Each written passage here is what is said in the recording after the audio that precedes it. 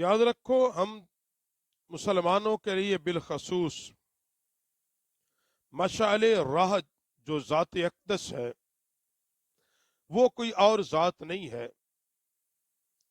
وہ ذات رسول عربی صلی اللہ علیہ وسلم ہے، کہ جس کی اتباع و تابعداری، جس کی محبت، جس کا عشق، جس کی فکر پر عمل کر کے ہمیں دنیا اور آخرت کی کامیابی ملے گی، وہ یہ ہے کہ رسول پاک علیہ الصلاۃ والسلام کا دامن رحمت ہے، حضور کی تعلیمات عالی شان ہے، حضور کا وجود مسعود ہے،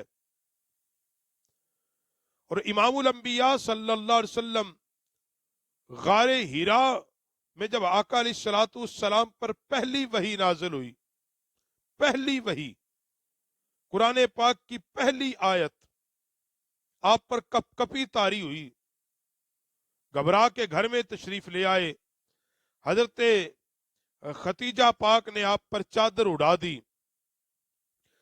اور فرماتے ہیں کہ بعض دفعہ بعض روایات کے مطابق یہ بھی کرتے ہیں کہ آپ قریش کی نافرمانی جب آپ نے اعلان نبوت کیا، لوگوں کو بتایا اللہ ایک ہے، وہ وحدہ لا شریک ہے، میں اس کا سچا نبی ہوں، آخری رسول ہوں، خاتم النبیین ہوں، میں تمہیں اللہ کا پیغام پہنچا رہا ہوں کہ لوگوں، اللہ عبادت کے لائق ہے، وہی سجدے کے لائق ہے، دین اسلام میں آ جاؤ۔ اور جب قریش نے نافرمانی کی، آپ کے قبیلے کے لوگوں نے، خاندان کے لوگوں نے، آبادی کے لوگوں نے، اہل مکہ نے، قریش نے جب نافرمانی کی تو آپ رنجیدہ و پریشان ہو گئے اور چادر اوڑھ لی، اور اللہ نے قرآن بھیج دیا، یا ایھا المدثر قم فانذر وربک فکبر وثیابک فطہر۔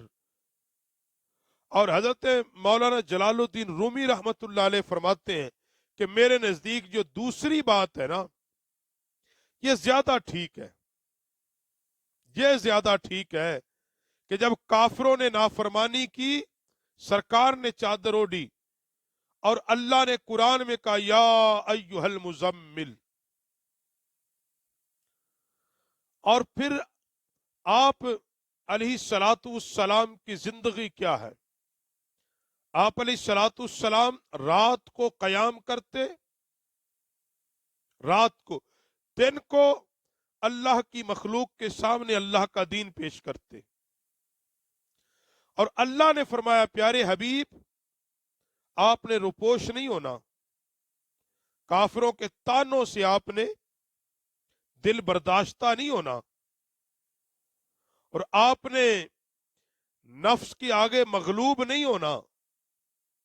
یاد رکھو، حضرت جلال الدین رومی علیہ رحمہ فرماتے ہیں کہ آقا علیہ الصلوۃ والسلام امت کے لیے کشتی بان کی مانند ہے،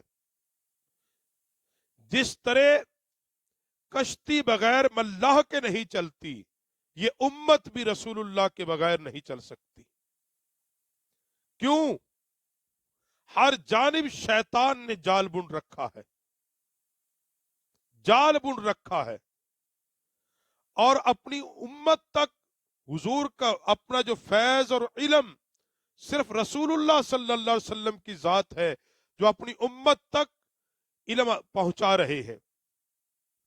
اور فرماتے کہ جس طرح اللہ نے فرمایا کہ حبیب آپ قرآن کی تلاوت کریں، اور لوگوں کو کہا تم غور سے سنو، اور کہا جو یہ بھونکتے ہیں جب آپ تلاوت کرتے ہیں قرآن کی، اللہ کے قرآن کی، فرمایا یہ کتے ہیں، کتے ہیں، آسمان پہ جب ستارے چمکتے ہیں تو کتے بھونکتے ہیں، ستارے چمکنا نہیں چھوڑتے، کتے ہر روز بھونکتے ہیں، اور ستارے ہمیشہ چمکتے ہیں، وہ چمکنا نہیں چھوڑتے، لوگوں تک روشنی پہنچانا نہیں چھوڑتے۔ کہ پیارے حبیب آپ بھی چمکتے ہوئے چاند ہیں، مخالفین کی طنز اور تان سے آ کے آپ نے دین حق پہنچانا نہیں چھوڑنا۔ अल्लाह ने हबीब को कहा आप अपने मुखालिफिन की वजह से इस काम को तर्क ना करें, और ये आपके मेरे लिए भी है कि जब मुखालिफिन दीन भौंके काम करना ना छोड़ दें, काम करते रहें। जिस तरह आसमान पे सितारे चमकना नहीं छोड़ते, कुत्ते भौंकते रहते हैं मगर वो अपना काम किए जा रहे हैं। हमें भी जरूरत अमर यह है कि हम भी रसूलुल्लाह के दामन को पकड़ के रखें। दुनिया के कुत्ते भौंकते हैं तो भौंकते रहें। और जिस तरह हदीस पाक के अंदर आता है ना, हुजूर ने फरमाया जिसने अंधे को 40 कदम तक रहनुमाई की, अल्लाह उसके अगले पिछले गुनाह माफ कर देता है। तो अल्लाह फिर प्यारे हबीब, ये मखलूक अंधी है, ये अंधी है, इनकी रहनुमाई कीजिए।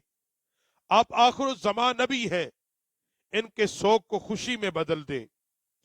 ये इन लोगों के अंदर शकूक शुबहात है मेरी जात के लिए, शकूक शुबहात से निकाल कर यकीन की मंजिल इनको दे दीजिए, और मकरो फरेब के जाल से निकाल कर इन अंधों को किनारे पर लगा दीजिए।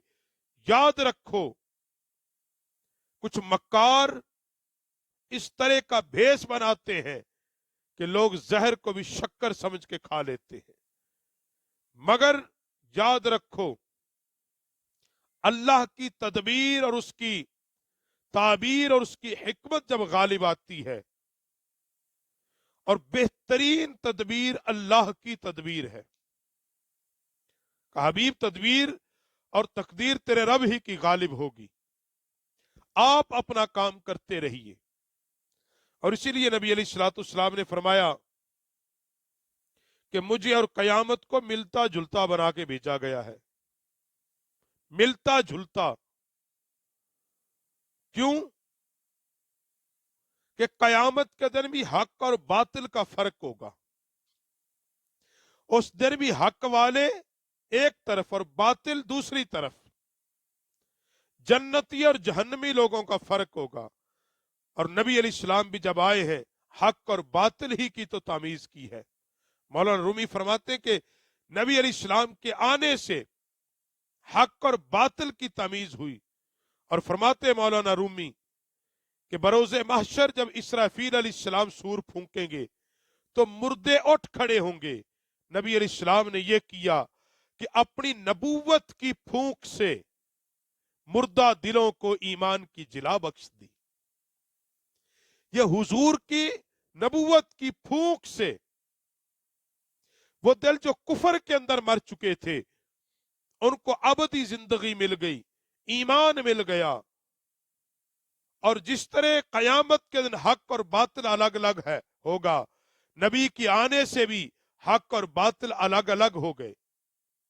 और मौलाना रूमी ने आखिरी बात जो लिखी, फरमाते हैं कि नबी अलैहिस्सलाम की सीरत और हुजूर की अजमत और शान को बयान करने के लिए मेरी तो जिंदगी बहुत थोड़ी है, वहां तो जिंदगियां खत्म हो जाएंगी। मुमकिन नहीं कि नबी अलैहिस्सलाम की हयात मुबारका पर गुफ्तगू की जाए। मगर फरमाते एक बात याद रखो, ये तय है कि हुजूर अलैहिस्सलाम के ताल्लुक के बगैर हम चल नहीं सकते।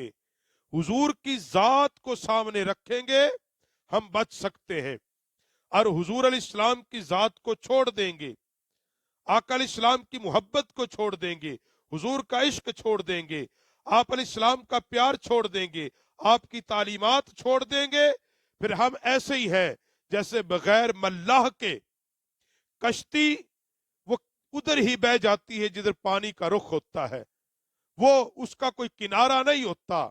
अगर मंजिल किनारे पर पहुंचना है, यकीन की मंजिल पर पहुंचना है, अल्लाह तक पहुंचना है, अल्लाह की उलूहियत तक पहुंचना है, अल्लाह की वहदानियत तक पहुंचना है, फरमाया फिर वो पहुंचाने वाला मुस्तफा की जात है। मुस्तफा की जात है। जब हम नबी अलैहिस्सलाम की जात से वाबस्ता हो जाएंगे, फिर हम मंजिल तक पहुंच जाएंगे। और मोमिन की मंजिल जन्नत है, अल्लाह का दीदार है।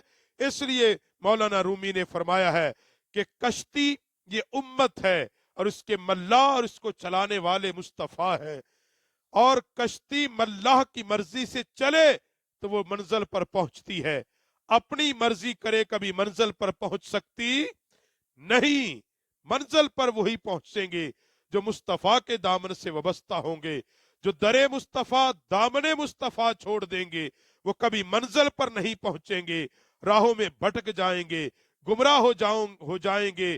شیطان نے جال ان رکھے ہیں، ان جالوں میں پھنس جائیں گے، عیاری کا، مکاری کا، دھوکے کا، فراڈ کا، یہ سارے جالوں میں پھنس جائیں گے۔ ان سب سے نکلنا ہے تو فرمایا پھر کیا ہے کہ مصطفیٰ علیہ السلام کے مقام و مرتبے کو جان جاؤ اور حضور علیہ السلام کے دامن سے وابستہ ہو جاؤ۔ جس طرح حضور پر جب پہلی وحی اتری، نبی علیہ السلام نے اس امت کو اپنے راہ راست پہ لانے کے لیے کام نہیں چھوڑا، تم بھی مصطفیٰ کا دامن نہ چھوڑو۔